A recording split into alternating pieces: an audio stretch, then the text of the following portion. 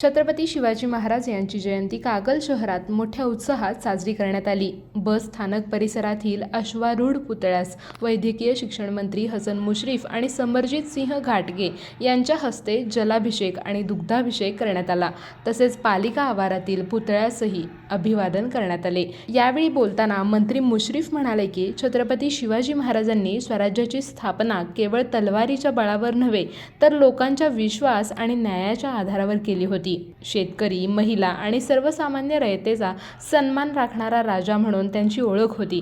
त्यांचे कार्य आजही तरुणांना प्रेरणा देणारे असून जगभर वाखाणण्याजोगेच आहे. संयुक्त शिवजयंती साजरी करण्याचा निर्णय हा एकात्मतेचा संदेश देणारा असून भविष्यातही अशा उपक्रमांतून सामाजिक सलोखा अधिक दृढ होईल असेही त्यांनी सांगितले. यावेळी शाहू ग्रुपचे अध्यक्ष समरजित सिंह घाटगे यांनी कागलमध्ये संयुक्त शिवजयंती साजरी होत असल्याचा अभिमान व्यक्त केला आहे.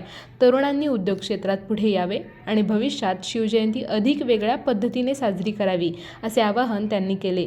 कार्यक्रमास तहसीलदार, नगराध्यक्ष, जिल्हा बँकेचे संचालक, नगरसेवक, पदाधिकारी आणि नागरिक मोठ्या संख्येने उपस्थित होते.